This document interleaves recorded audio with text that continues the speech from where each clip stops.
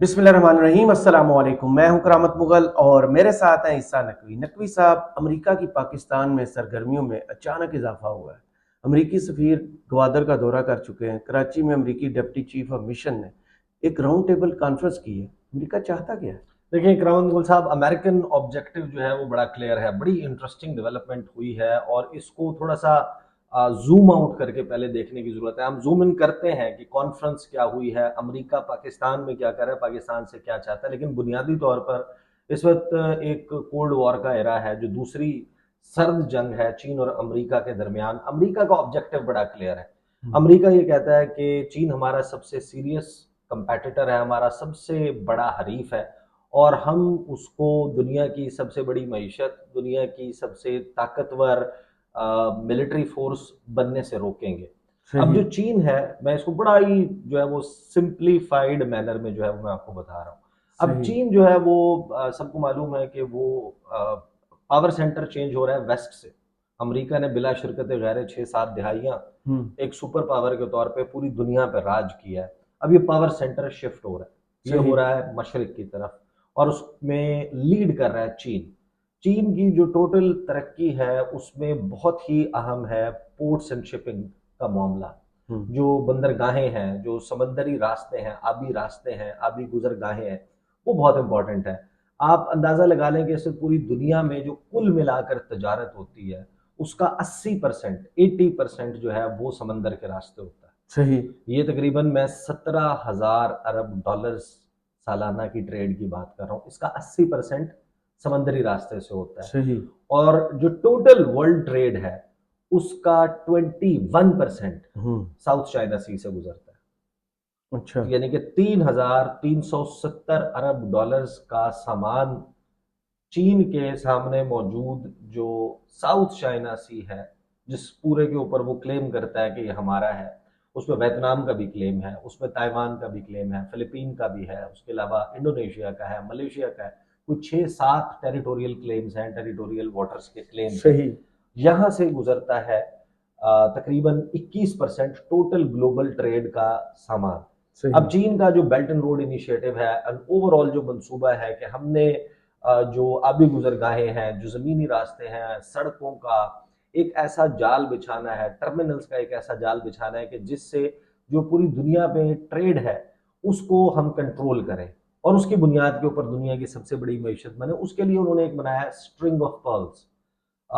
बहरे हिंद में, बहरे जी। हिंद के मोती इन्हें कहा जाता है। जी। मुख्तलिफ ममालिक हैं, उसमें म्यांमार है, उसमें बांग्लादेश है, उसमें श्रीलंका है, पाकिस्तान है, यूएई है, अफ्रीकन कंट्रीज है, हॉर्न ऑफ अफ्रीका तक, स्ट्रेट ऑफ मलाक्का से हॉर्न ऑफ अफ्रीका तक कोई 17-18 पोर्ट्स हैं और इवन एक ऑस्ट्रेलियन पोर्ट है। कहीं पर वो टर्मिनल ऑन करते हैं, कहीं हम्म। पर वो पूरा पोर्ट जो है उसकी लीजिंग है उनके पास, कहीं पर कंसेशन एग्रीमेंट्स हैं। जो लिस्ट ऑफ तंजानिया में है उनका, जिबूती में उनकी बेस है, हम्म। वो अपनी नेवल बेस भी बना मुख्तलिफ जगहों पर रखे हुई है क्योंकि मैरी टाइम सिक्योरिटी भी चाहिए। आप इसका अंदाज़ा लगा लें कि जो अबनाए हरमुज है हम्म। वहाँ से एक साल में जो शिप के ज़रिए तेल इंडिया चाइना की रिक्वायरमेंट है उसकी बहुत बड़ी जो मकदार है वो स्ट्रेट ऑफ हरमुज से निकलती है और अरेबियन सी में दाखिल होती है, इंडियन ओशन में ट्रांजिट करती है हम्बन तोता के पोर्ट से, हम्म। श्रीलंका से। वहाँ से ये बे ऑफ बंगाल के साथ से घूमती हुई स्ट्रेट ऑफ मलाक्का में जाती है। वहाँ से ये साउथ चाइना सी, येलो सी और फिर मेन लैंड चाइना जो है वहाँ पर तेल। और तकरीबन 1,40,000 से आप अंदाज़ा लगा लें कि एक साल में जो शिपिंग कंटेनर्स हैं तेल के भरे हुए, हम्म। तेल बरदार जहाज हैं, वो जाते हैं लाखों टन तेल लेकर। सही। और एक एक दिन में 400-400 शिप्स जो हैं वो चीन की तरफ रवां दवा होते हैं, एक दिन में निकलते हैं। हम्म। तो ऑन रूट जो है वो आप सोच लें कि 11 अगर, मुसलसल हो रहा हाँ, होता है। कि अगर अगर 11 दिन या 12 दिन लगते हैं इस रास्ते से चीन पहुंचने में, तो एक वक्त में कितने कंटेनर्स जो हैं या कितने शिप्स जो हैं वो ऑयल को लेकर चीन की तरफ रास्ते में होते हैं। हम्म। तो चीन का एक उसमें बेसिकली इंटरेस्ट है। अब उसको काउंटर करने के लिए अमेरिका की क्या स्ट्रेटेजी है? अमेरिका की स्ट्रेटेजी ये है कि उसने क्वाड बनाया है, हम्म। क्वाड्रिलेटरल सिक्योरिटी डायलॉग है, चौकड़ा जो है उसमें जापान है, ऑस्ट्रेलिया है, इंडिया और अमेरिका है, इनकी नेवीज का कोऑपरेशन है। उसके बाद ये करते हैं फ्रीडम ऑफ नेविगेशन ऑपरेशंस, फोनॉप्स कहा जाता है उसमें।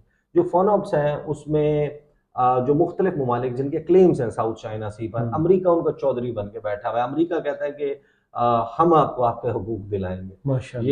ये जो पानी है इनके ऊपर किसी का, हालांकि उसके लिए बड़ा आसान तरीका है कि जो यूएन क्लॉज है, जो अक़वाम मुत्तहिदा का convention on the law of seas है, यूएन क्लॉज, आप उसके ऊपर अमल दरामद करें। सबको मालूम है जो टेरिटोरियल वाटर्स हैं, मैरी टाइम आपका बॉर्डर्स कहाँ तक है, उसके बाद जो आपका एक्सक्लूसिव इकोनॉमिक जोन्स हैं, जो जो पानियों में जो एक्सप्लोरेशन के राइट्स हैं वो आपके पास कहाँ तक हैं, कहाँ से आपने किस मुल्क के टेरिटरी के करीब से गुजरना है तो आपने इजाज़त लेनी है उनसे। सही। लेकिन अमेरिका कहता है कि हमने फ्रीडम ऑफ नेविगेशन ऑपरेशन करने हैं। वो स्ट्रेट ऑफ ताइवान में भी घुसा हुआ नजर आता है, वो पैरासल आइलैंड्स में भी नजर आता है, वो वियतनाम के करीब भी नजर आता है। उसका 7th फ्लीट, 5th फ्लीट मुख्तलिफ किस्म के ऑपरेशन करता है। मैं सिर्फ आपके सामने ना पोर्ट्स के नाम रख दूँ और फिर हम आएंगे कि अमेरिका इन तमाम ममालिक के साथ जहाँ जहाँ चाइना ने या पोर्ट बनाई है या उनके नेवल जो है वो रवाबित बढ़े हैं या बढ़ रहे हैं, उन ममालिक को अमेरिका ने इंगेज किया, बराह रास्त इंगेज किया है, किसी अलायंस का हिस्सा बनाया, जिस तरह ऑकस का पैक्ट है जो ऑस्ट्रेलिया, बरतानिया और अमेरिका का है। इन्होंने कहा है कि हम एटमी आबदोजें, एक नॉन न्यूक्लियर स्टेट को एटमी तवानाई से चलने वाली आबदोजें देने जा रहे हैं ऑस्ट्रेलिया को। अच्छा।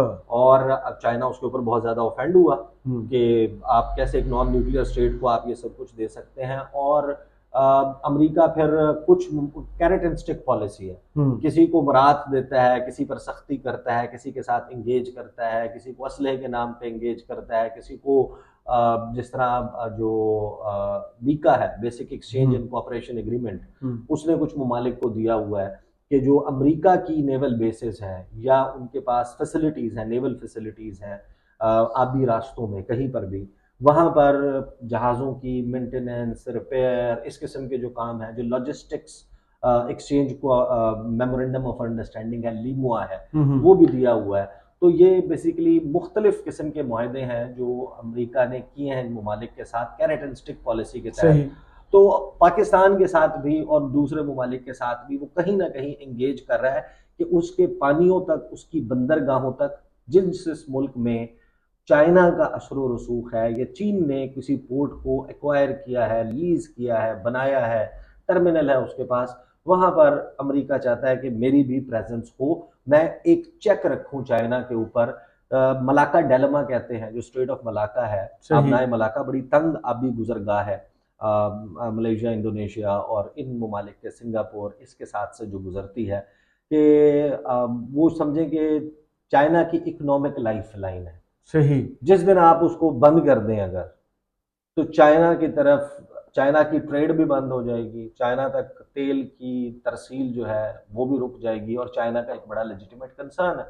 और उसके लिए फिर चीन के लिए बहुत इंपॉर्टेंट है CPEC, China Pakistan economic corridor के। आपका सिर्फ समुद्री रास्ता नहीं रहता एक ही मलाका का, इतना घूम के आप पाकिस्तान के जमीनी मिलती है, हाँ, आप पाकिस्तान के जमीनी रास्ते से गर्म पानियों तक आपको रसाई मिल जाती है। तो चीन के लिए बहुत इंपॉर्टेंट है। अब जो उनकी पोर्ट्स हैं, कीनिया में है उनके पास पोर्ट, 2 पोर्ट्स हैं कीनिया में, तंजानिया में 2 हैं, जिबूती है, उसके बाद फिर सूडान में है, यूएई में है, इजिप्ट में है, पाकिस्तान में 2 हैं, श्रीलंका में 2 हैं, कोलंबो पोर्ट का जो टर्मिनल है वो भी, और हम्बनतोता का पोर्ट भी।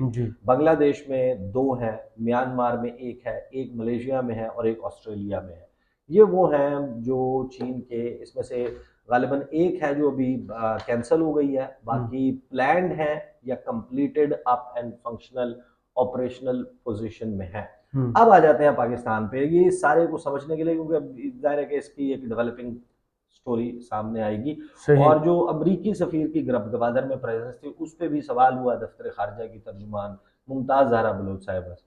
उन्होंने क्या जवाब दिया कि अमरीकी सफीर क्यों गए गवादर, वो क्या करने के लिए गए थे। तो अमरीका इस वक्त एक रीच आउट उसका नजर आ रहा है, उसकी एक्टिविटी नजर आ रही है। जो रीड आउट है इस राउंड टेबल कॉन्फ्रेंस का, वो मैं आपके सामने रख देता हूँ कि जो US deputy chief of mission है वो क्या कर रहे हैं। ग्रीन शिपिंग, और ये जो ग्रीन शिपिंग फ्रेमवर्क है, ये क्या है, एग्जैक्टली अमेरिका कर क्या रहा है और अमेरिका को इसके जरिए एक्सेस कहाँ कहाँ तक मिलेगा, वो ये क्लाइमेट चेंज के नाम पे रहा है। जाहिर है कि जब पानी में कोई भी एक्टिविटी होती है, जहाज चलता है, तो कार्बन एमिशंस होती हैं, अखराज होता है उसका, उससे पानी आलूदा होता है, उससे आबी हयात मुतासर होती है, जो मैरी टाइम लाइफ है वो मुतासर होती है। तो वो एक ग्लोबल कंसर्न है। सही। तो ये बड़ा इजी एंड सॉफ्ट वे है कि आप अपनी एक प्रेजेंस जो है उसको बढ़ा सकें, एनहांस कर सकें। हालांकि शायद किसी भी मुल्क को किसी और मुल्क के सहारे की जरूरत नहीं, अपना काम अपने घर की सफाई तो खुद करें। ये सारे मामला बहरहाल जो कराची में हुआ है उसका रीड आउट हमें ये बता रहा है कि जो अमेरिका है उसने अपनी रीअफर्म की है कमिटमेंट कि वो पाकिस्तान की हुकूमत के साथ पोर्ट एंड शिपिंग इंडस्ट्री के मामले पर एक नेशनल एक्शन प्लान बनाएगा मिलकर। पाकिस्तान का जो नेशनल एक्शन प्लान है वो डेवलप करने में अमेरिका हमारी मदद करेगा और ये एक्शन प्लान जो है वो एनकरेज करेगा ज्यादा सस्टेनेबल देर पास शिपिंग प्रैक्टिसेस को, कि आपका जो ये सारा शिपिंग का नेटवर्क है, ये काम, ये ऑपरेशन कैसे होना चाहिए ताकि जो ग्लोबल क्लाइमेट चेंज है उसकी रोकथाम की जा सके और पाकिस्तान की जो तजारती इस्तेदाद कार है, सलाहियत है, उसकी जो कंपेटिटिवनेस है उसको बढ़ाया जा सके। जो US deputy chief of mission है एंड्रयू शोफा, उन्होंने को होस्ट किया जो second green shipping round table है, और इसमें कौन था, office of the prime minister's political secretary और chairman for strategic reforms unit Hussain Islam थे, और मिनिस्ट्री ऑफ मैरीटाइम अफेयर्स की director general for ports and shipping Aliya Shahid. और इन तमाम लोगों ने मिलके जो क्लाइमेट चेंज का मामला है उसको एड्रेस करने की बात की। इसका जो की नोट एड्रेस है ना, उसमें आपको पता चलता है कि अमेरिका एग्जैक्टली किस किस्म का कोऑपरेशन सीख कर रहा है, और उसमें यूएस एड के लोग भी मौजूद थे और बाकी भी। अच्छा, जो शोफर है उन्होंने की नोट जो रिमार्क्स दिए हैं, उन्होंने कहा है कि बड़ा क्रूशल रोल है इस वक्त सस्टेनेबल शिपिंग प्रैक्टिसेस का, ताकि जो क्लाइमेट चेंज है, माहौलियाती तब्दीली है, उसके इम्पैक्ट को कम किया जा सके। इसमें जो काउंसिल जनरल हैं कॉनरेड ट्रिबल वो भी थे, यूएस एड के रिप्रेजेंटेटिव्स भी थे, यूएस डिपार्टमेंट ऑफ एनर्जी के रिप्रेजेंटेटिव भी थे, और जो मिस्टर शोफर हैं वो ये कहते हैं कि एक कन्वर्सेशंस डेवलप करने की ज़रूरत है पाकिस्तान और अमेरिका के दरमियान इन इशूज़ को एड्रेस करने के लिए। और क्योंकि क्लाइमेट चेंज का, माहौलियाती तब्दीली का मामला हमारा एक मुश्तरका चैलेंज है, तो अब ये बहुत ज़रूरी है कि हम इंगेज करें एक दूसरे के साथ बायलैटरल डायलॉग्स में, दो तरफा डायलॉग्स में, और हम बड़ी पुरअज़्म हैं कि हम एक क्लाइमेट रिजिलियंट फ्यूचर जो है वो चाहते हैं, और आने वाली नस्लों को एक बड़ा क्लीन माहौल जो है वो देना चाहते हैं। जो green shipping round table stake holders हैं उन्होंने क्या डिस्कस किया,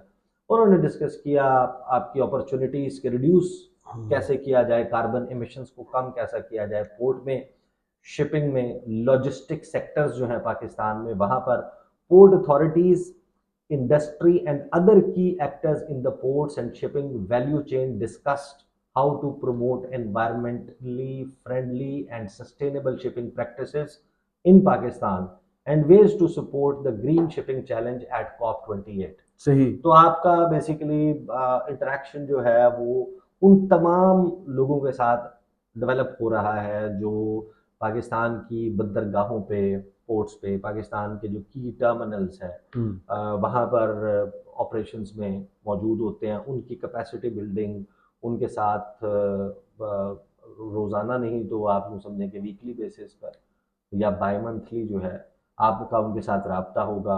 अब वो रब्ते आपको पता है कि दोस्तियों में भी तब्दील होते हैं।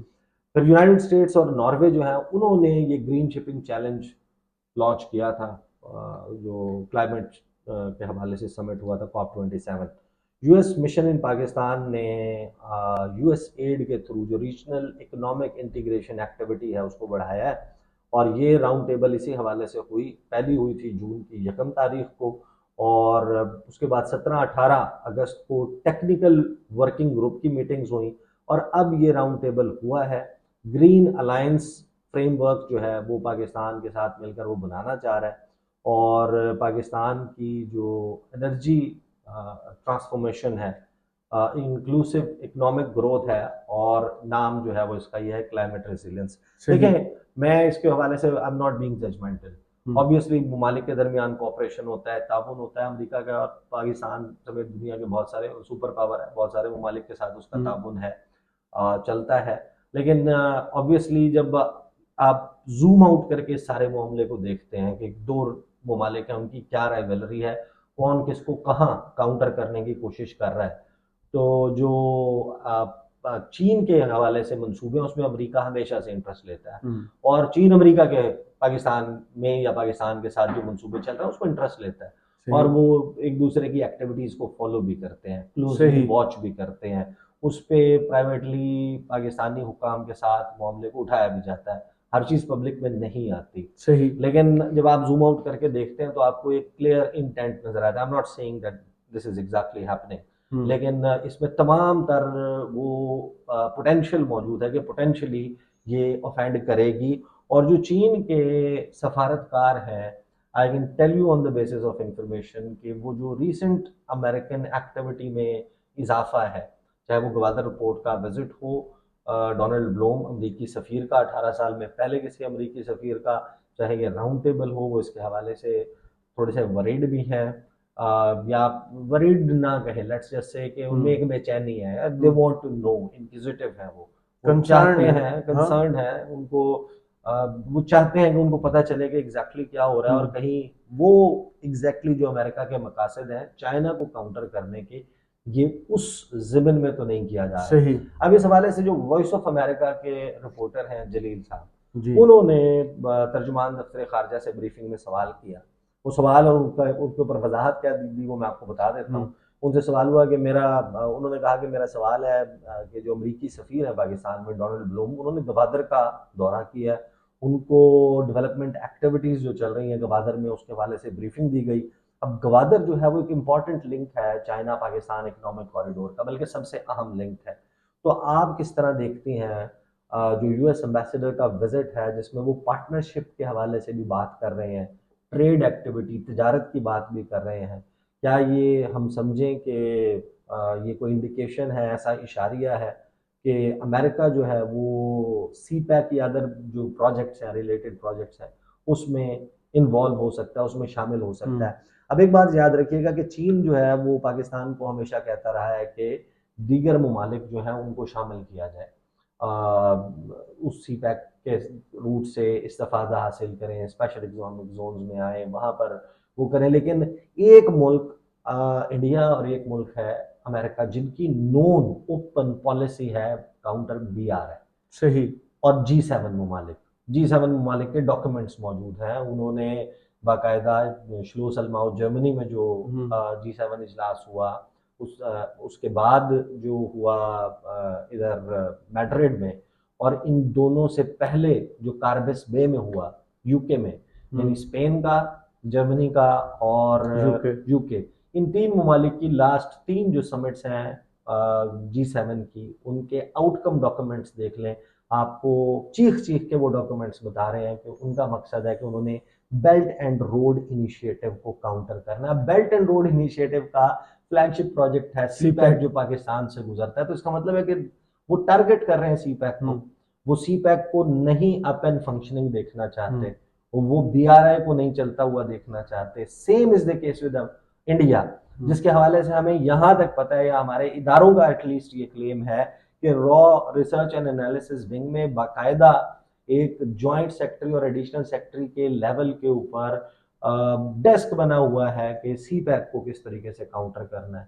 पाकिस्तान में बहुत सारे हमले हैं, उनको उससे लिंक किया जाता है। सही। उनकी एक ओपन पॉलिसी है कि CPEC वो गिलगित बल्तिस्तान से होकर जाता है, और 1962-1994 की वो कहते हैं कि हमारी जो करारदादें हैं पार्लियामेंट की, ये हमारा हिस्सा है, एक्साई चीन भी हमारा है, लद्दाख भी पूरे का पूरा हमारा है, जम्मू कश्मीर भी हमारा है, और गिलगित बल्तिस्तान भी हमारा है। और हम एक ना एक दिन पुरम तरीके से या बजोरे ताकत इन इलाकों को वापस लेंगे। भाई आप इंडियन क्लेम की बात कर रहा हूँ, तो वो मुल्क, ये 2 मुल्क हैं जिनकी एक ओपन स्ट्रेटजी है गवादर के, CPEC के, BRI के हवाले से। तो जाहिर है कि चाइना कंफर्टेबल तो नहीं होगा अमेरिका की इस इन्वॉल्वमेंट के ऊपर, जिसकी नोन पॉलिसी है। अच्छा, इस पे जवाब जो है वो मुमताज जहरा बलोच साहब ने क्या दिया वो मैं आपको बता देता हूँ। उन्होंने कहा कि जो गवादर है वो इम्पोर्टेंट प्रोजेक्ट है बहुत, CPEC के तहत, और हम इसको एक क्राउन ज्यूल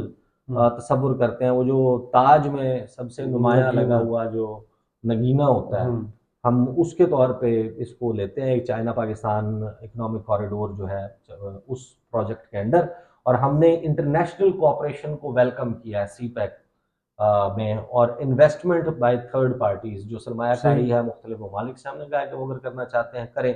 तो हमने फॉरेन डिग्नेटरीज और डिप्लोमेट्स जो हैं उनको भी वेलकम किया हुआ है कि अगर वो गवादर आना चाहते हैं, वो देखना चाहते हैं कि क्या पोटेंशियल मौजूद है गवादर में, और किस तरीके से वो इस खित्ते में प्रॉस्पेरिटी के लिए, तामीर और तरक्की के लिए एक गेम चेंजर मंसूबा साबित हो सकता है। अच्छी इंटेंट है, और बैलेंसिंग एक्ट भी कहीं ना कहीं होना चाहिए।